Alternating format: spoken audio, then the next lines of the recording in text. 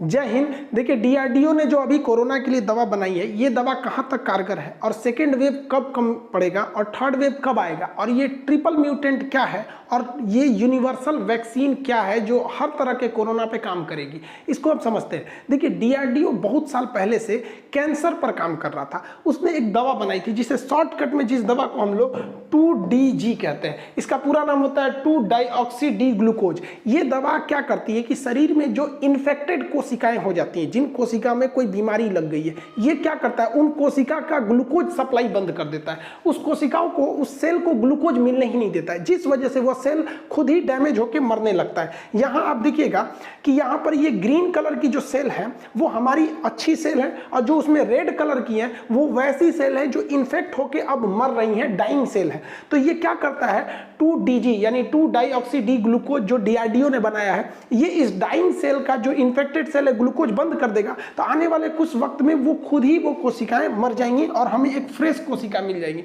ये डीआरडीओ की ओर से जारी किया गया है कि ऐसा शरीर जिसमें कोरोना था और फिर उसको जब हम लोगों ने 2DG दिया तो इसमें बहुत कम ही कोरोना बच गया। देखिए, ये दवा आपको कोरोना का इलाज पहली बात नहीं करता है, लेकिन आपको वेंटिलेटर और ऑक्सीजन डिमांड पर जाने नहीं देता है। इसलिए शुरू ही किया गया है कि new DRDO drug to be cut oxygen dependency. ये आपको ऑक्सीजन डिपेंडेंसी नहीं होने देगा, ये आपको होम आइसोलेशन या नॉर्मल बेड हॉस्पिटल तक ही जाकर आपको वापस रिकवर कराने में मदद करेगा। डीआरडीओ इसको पिछले साल से ही ट्राई कर रहा था, 2020 से। ऐसा नहीं है कि ये जल्दबाजी में लाया गया है। डीआरडीओ चूंकि सेना के लिए काम करती है, इसलिए इसके हर चीज को गुप्त रखा जाता है, अचानक होने के बाद ही इसको प्रकाशित किया जाता है। डीआरडीओ और भारत की प्रतिष्ठित कंपनी डॉक्टर रेड्डी द्वारा इसे मिलकर बनाया जा रहा है। यह दोनों देश के निर्माण में काफी अग्रिम भूमिका निभाती है। देश में कोरोना की जो जांच में लेट लतीफी हो रही है, इससे और भी वो वायरस फैल रहा है, क्योंकि रिपोर्ट जब तक नहीं आ रही है वो इंसान खुलेआम घूम रहा है छुट्टा सांड की तरह और दूसरे को कोरोना बांट रहा है। इसको देखते हुए हमारे यहाँ जो 8 से 24 घंटे लग जाते थे आरटीपीसीआर रिजल्ट आते आते, इसलिए डीआरडीओ ने एक नया सॉफ्टवेयर डेवलप किया जिसका नाम है आत्मन। आत्मन एक ऐसा सॉफ्टवेयर है जिसमें अगर आप किसी कोरोना पीड़ित के चेस्ट का एक्सरे देंगे तो ये एक्सरे को देखकर आर्टिफिशियल इंटेलिजेंस के माध्यम से वो पता कर लेगा कि इसके चेस्ट में कोरोना इन्फेक्टेड है या नहीं है। और आपको भी पता है एक्सरे का रिजल्ट बहुत ही जल्दी आ जाता है, 1 से 1.5 घंटे में आपको एक्सरे का रिपोर्ट कहीं भी आपको नॉर्मली दे देते हैं लोग। तो एक्सरे के मदद से डॉक्टर आराम से जान सकता है कि आपको कोरोना है या नहीं। इससे आप आरटीपीसीआर वाला झमेला में नहीं फंसेंगे। और दूसरा जो सीटी स्कैन है, इस सीटी स्कैन में कई बार ऐसा भी हो गया है कि सीटी स्कैन के रिपोर्ट पर आप टोटली नहीं जा सकते, क्योंकि सीटी स्कैन बस ये बताता है कि आपके फेफड़े में कितना इन्फेक्शन है। जरूरी नहीं है कि आपके फेफड़े में ज्यादा इन्फेक्शन हो चुका है तो आप ठीक नहीं हो सकते, रिकवर नहीं हो सकते। इस पे एम्स के डायरेक्टर ने भी इस पे कहा था कि हमें पूरी तरह से सीटी स्कैन के रिपोर्ट पर आश्रित नहीं रहना चाहिए। तो ये तो टाइम बचाएगा। दूसरा, हमारे जो देश के बड़े उद्योगपति हैं मुकेश अंबानी जी, इन्होंने क्या किया, इजराइल की एक कंपनी से समझौता किया और यह कंपनी क्या करती है, क्विक ब्रीथ टेस्ट करती है। क्विक ब्रीथ टेस्ट मतलब सांस से ही पता कर लेती है कि आपके सांस में कोरोना वायरस है या नहीं है। इससे केवल 10 सेकंड में आपको पता चल जाएगा कि आपको कोरोना है या नहीं है। आपको ही पता होगा, न्यूजीलैंड ऑस्ट्रेलिया जो है कोरोना को तो हरा दिए, लेकिन क्योंकि ये देश भी बड़े हैं और आबादी भी कम है, लेकिन इजराइल एक बहुत ही छोटा देश है और काफी पैक्ड है और टेक्नोलॉजी के मामले में बहुत आगे है। तो इजराइल ने अपने हर एक लोगों को जांच इसी टेक्नोलॉजी से किया था। इसमें ब्रेथ के माध्यम से आपके सांस को लिया जाता है और जैसे आप इसमें सांस छोड़ते हैं, जिस तरह से आप शराब पिए हैं या नहीं पिए हैं, ट्रैफिक पुलिस आपके सांस से जो भाप निकलती है उससे बता देता है कि आप ड्रिंक किए हैं कि नहीं। उसी तरह ये 10 सेकंड में आपको बता देगा कि आप कोरोना पॉजिटिव हैं या नहीं है। इस बीच जो कोरोना का ट्रिपल म्यूटेंट था वो भी भारत में पांव पसार रहा था, लेकिन जब जीनोम सीक्वेंसिंग की गई तो जीनोम सीक्वेंसिंग में ये पाया गया कि जो ट्रिपल म्यूटेंट है ना, ये म्यूटेंट होकर अपना एक नया स्वरूप लिया है, लेकिन ये स्वरूप लेने के चक्कर में खुद को कमजोर कर लिया है। जो ट्रिपल म्यूटेंट है वो इतना कमजोर है कि वो पहले वाले म्यूटेंट इतना भी घातक नहीं है और वैज्ञानिकों ने कहा है कि ट्रिपल म्यूटेंट खुद ही मर रहा है। अब बहुत ज्यादा सैंपल ट्रिपल म्यूटेंट के देखने को नहीं मिल रहा है, जो इस बात के संकेत है कि ट्रिपल म्यूटेंट ज्यादा खतरनाक नहीं है, वो ज्यादा पांव नहीं पसार पा रहा है, क्योंकि जीनोम सीक्वेंसिंग में डबल म्यूटेंट ही भारत में ज्यादा तबाही मचा रहा है, जिस वजह से हमारे जो कोरोना के जो ग्राफ गए थे वो 4 लाख के पार चले गए थे। तो ट्रिपल म्यूटेंट से फिलहाल हम लोग को खतरा की कोई बात नहीं है, लेकिन आगे हो सकता है अगर लापरवाही बढ़ती जाए तो, क्योंकि आगे भी इसमें म्यूटेशन यानी इसके स्वरूप बदलते रहते हैं। जैसे पहले हम लोग आदि मानव थे, बंदर थे, चिंपैंजी, फिर धीरे धीरे हम लोग में म्यूटेशन हुआ और धीरे धीरे हम मानव के अपडेट हो गए। वैसे ही जब किसी जीव की संख्या करोड़ों करोड़ों होती है, तो उसमें एक दो तीन चीजें हल्की चेंज हो जाती है। इसी को कहते हैं म्यूटेशन। जैसे आप अपना ही साइन करते हैं, आप 100 बार साइन कीजिएगा तो जो पहला साइन है और जो 100 नंबर पे साइन किया उसमें चेंजिंग आ जाएगी। तो पहले की तुलना में जो 100 बार साइन किया उसमें हल्का सा म्यूटेट हो जाएगा, तो उसी को कहेंगे म्यूटेशन हो गया। आप अपना ही सिग्नेचर आप क्या कीजिए 10,000 बार मारिए, देखिए उसमें कई जगह आपको म्यूटेशन यानी चेंजिंग दिखेगी। तो किसी भी चीज में बहुत जल्दी जल्दी अगर एप्लीकेशन होता है तो उसमें म्यूटेशन और ज्यादा देखा जाता है। म्यूटेशन एक नॉर्मल चीज है, हमारे शरीर में भी म्यूटेशन होते रहता है, नॉर्मल चीज है यहाँ पे।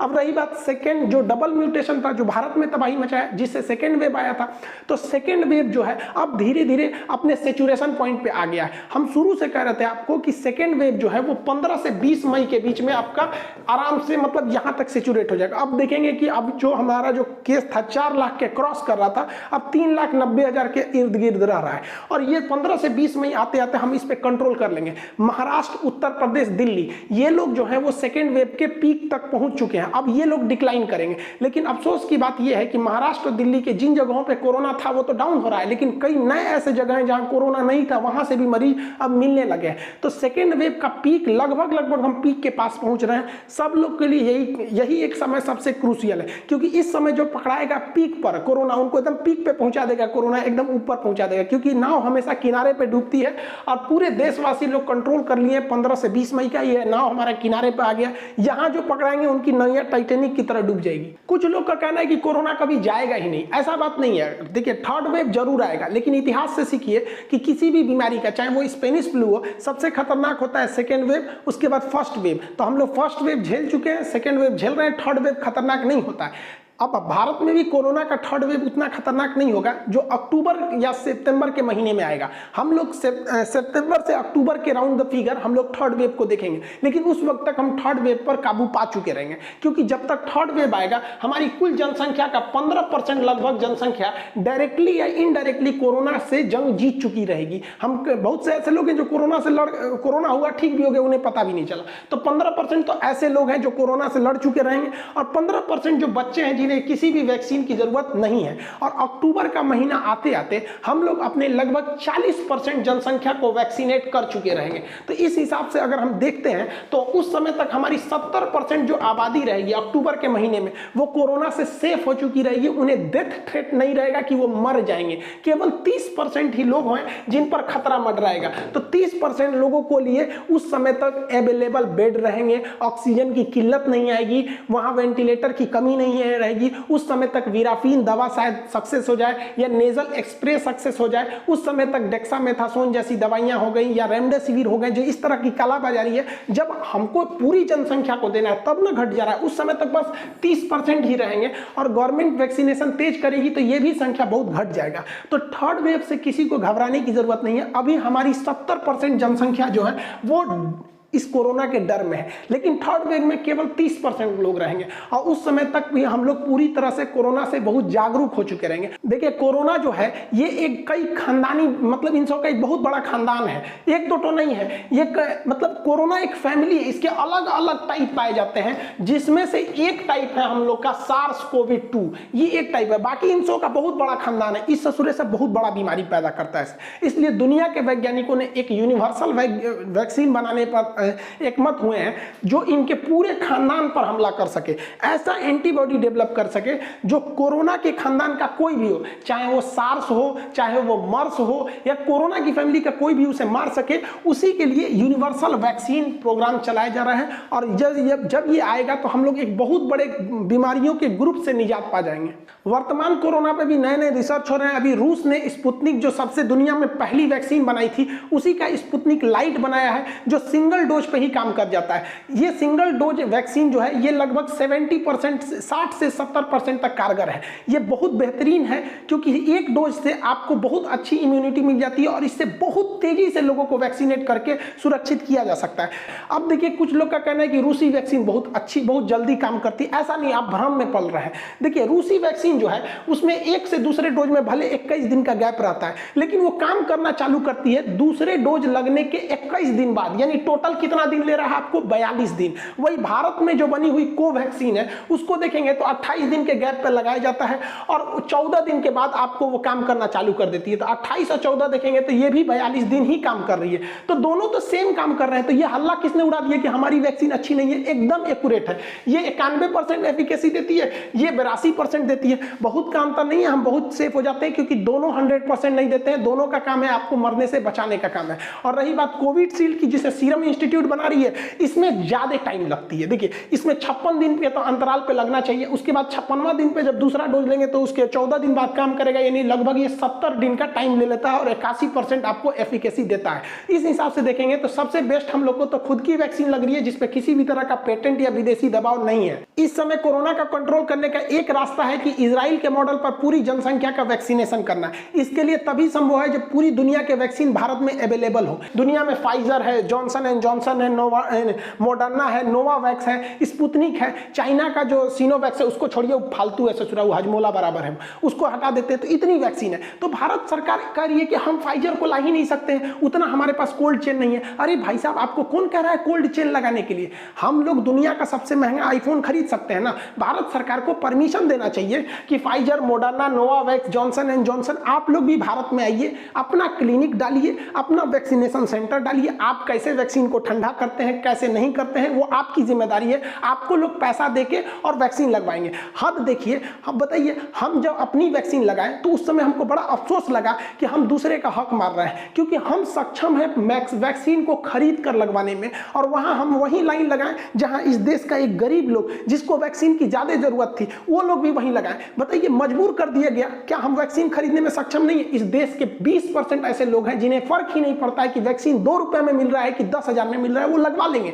यहां लोग 2-2 करोड़ की गाड़ी में से उतरकर वैक्सीन लगवा रहे हैं फ्री में। ये गवर्नमेंट उन्हें मजबूर कर रही है कि हम गरीबों का हक अपने में ले ले। ये नहीं होना चाहिए। आप यूटिलाइज कीजिए। आप बताइए, हम प्राइवेट कंपनियों को अगर नहीं उतारेंगे तो कभी भी इतना जल्दी वैक्सीनेशन नहीं कर सकते। अगर सरकार पिज्जा को ऑर्डर करेगी ना तो अगले दिन पिज्जा डिलीवरी होगा। जब डोमिनोज 30 घंटा में गर्म पिज्जा पहुंचा सकता है तो हमारे देश की प्राइवेट कंपनियां ठंडी वैक्सीन को भी पहुंचा सकती हैं, बशर्ते आप उन्हें लाने दीजिए। अगर ये लाएंगे तो देश की लगभग 20% लोग प्राइवेट कंपनियों से लेंगे। जिसका मन वो फाइजर ले, जिसका मन वो मोडर्ना ले, जिसका मन। क्या ये इससे हम वैक्सीनेशन तेजी से कर सकेंगे? गरीब का भी अमीर का भी बोझ सरकार कैसे झेल सकती है? गरीब को तो मतलब उनको मिलना जरूरी है वहां पर, तो वो फ्री में आप दीजिए ना यहाँ पर। और दूसरी समस्या क्या है कि ये वैक्सीन को हम नहीं बना सकते क्योंकि इन पर पेटेंट है। पेटेंट उनको होता है जो 20 साल तक वही कंपनी बनाएगी, क्योंकि खोज वैज्ञानिक वही किया है तो उन्हें भी मुनाफा होना चाहिए। लेकिन इसमें भी एक गलती क्या किया जा रहा है, एक तो इन्हें प्राइवेट से लाने नहीं दिया जा रहा है। उसके बाद जो हमारी अपनी वैक्सीन है कोवैक्सीन, ये बहुत बेहतरीन है और हमारे पास 3000 वैक्सीन बनाने के कारखाने हैं। इनमें ऑर्डर नहीं दिया जा रहा है कोवैक्सीन को, जबकि ये हर तरह के म्यूटेंट पर काम करने को रेडी है। अगर हम कोवैक्सीन का उत्पादन करने लगे तो 10 crore dose per month Covishield और 10 करोड़ पर मंथ कोवैक्सीन बनाएंगे तो 20 करोड़ हो जाएगा। और विदेशी कंपनियों को भी कहेंगे कि तुम आके यहाँ वैक्सीन दो, तो हर महीने हम 30 करोड़ जनसंख्या को वैक्सीनेट कर सकते हैं। आज से अब तक 20 करोड़ वैक्सीन लगाया गया है और अगर देखेंगे तो 120 करोड़ मतलब ओवरऑल 100 करोड़ जनसंख्या बच रही है। 3 महीने में हम उन्हें वैक्सीनेट कर सकते हैं। हालांकि दुनिया इस वैक्सीन पर पेटेंट को मतलब हटाने की बात कर रही है। पेटेंट क्या चीज है, ये WTO की ट्रिप्स समिट में क्या है, इसको हम नेक्स्ट वीडियो में कभी बताएंगे। वैक्सीनेशन में भी एक बहुत बड़ी गलती क्या हो रही है, देखिए गांव तक कोरोना कैसे पहुंचा, बड़े शहरों से पहुंचा। दिल्ली से लोग कोरोना गांव में ले गए, मुंबई से ले गए, लखनऊ से ले गए, भोपाल से गए, पटना से, ये बड़े बड़े शहर से, बेंगलोर, ये सब बड़े बड़े शहरों से कोरोना गया। आप जरा सोचिए, अगर इंडिया चाइना में वार हो जाता है तो हम किस शहर को बचाएंगे? पहले बड़े बड़े शहरों को बचाएंगे, क्योंकि बड़े शहर में इंडस्ट्रीज होते हैं, मेडिकल सुविधाएं होती हैं, बड़े बड़े प्लांट होते हैं, चाहे वो ऑक्सीजन के हो, वेंटिलेटर की फैक्ट्रीज होती हैं, उन्हें बचाना जरूरी है। वहां वर्कर्स ज्यादा आते हैं, तरह तरह के लोग आते हैं। तो हम लोगों ने क्या किया है, गांव का भी वैक्सीनेशन उसी रफ्तार से, शहर का भी वैक्सीनेशन उसी रफ्तार से। अरे भाई साहब, वैक्सीनेशन के लिए जरूरी है कि जैसे दिल्ली है, इस दिल्ली को क्या कीजिए, 1 हफ्ते का टारगेट रखिए कि वैक्सीनेशन करना है। प्राइवेट कंपनियों को उतारिए, दिल्ली गवर्नमेंट को उतारिए, कुछ प्राइवेट लोगों को उतारिए, एनजीओ को, ट्रस्ट को, सेंट्रल गवर्नमेंट को, एक कंप्लीट 7 दिन का एक प्रोसेस रखिए, एक सेमी लॉकडाउन की तरह। और दिल्ली को, मुंबई को, इस सबको एक टारगेट की तरह रखिए कि हमको पहले इन्हें वैक्सीनेट करना है, क्योंकि यहीं से लोग गांव जाएंगे और कोरोना को फैलाएंगे। आप बताइए, जितने गांव के लोगों को कोरोना हुआ है, क्या गांव से कोरोना आया था? शहर से ही तो लेके गए थे लोग, लेकिन शहरों में वही रफ्तार है। अगर हम अपने शहरों में में कोरोना को काबू कर लेंगे तो शहरों में हमारी इकोनॉमी भी चलती रहेगी, बड़े शहरों में ही उद्योग धंधे चलते रहेंगे और वहाँ गांव तक कोरोना नहीं फैलेगा। गांव में वैक्सीनेशन जो है वो थोड़ा मतलब उसकी तुलना में शहरों का वैक्सीनेशन तेज होना चाहिए। थैंक्स कहना चाहते हैं हम सोनू निगम जी को, जो आप हमसे हर मायने में बड़े हैं, हमसे नेम फेम, हमसे उम्र में, तजुर्बे में, हर चीज़ में बड़े हैं। बावजूद आपकी जो भाषा है, जो आपका संस्कार है, ये देख के काफ़ी खुशी होती है कि ये केवल हिंदुस्तान में ही पॉसिबल है। हमारी जो संस्कृति है, जो एक दूसरे के प्रति आदर की भावना है, आपको देख के पता नहीं क्यों ऐसा लगता है कि मतलब अगर कोई विदेश चला जाए भारत को छोड़ के तो बेशक वह पैसे कमा सकता है, बहुत आगे जा सकता है, लेकिन जो एक दूसरे के प्रति प्रेम की भावना है, जो भाषा की मर्यादा, जो संस्कार है, वो केवल यहीं मिल सकता है। इसीलिए हमारी संस्कृति सबसे अलग मानी जाती है।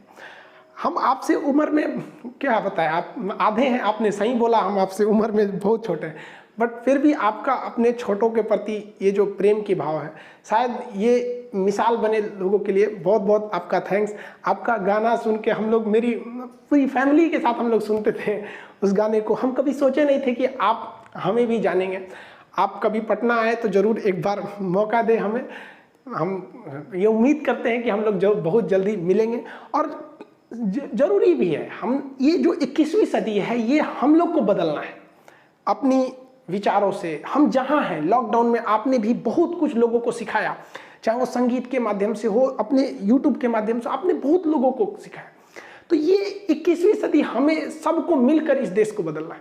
आपका बहुत बहुत थैंक्स सोनू निगम जी। हम उम्मीद करते हैं आप तक ये बात मेरी पहुँचेगी और हम लोग शायद ज़रूर मिले। मेरा एक सपना रहेगा आपसे मिलना।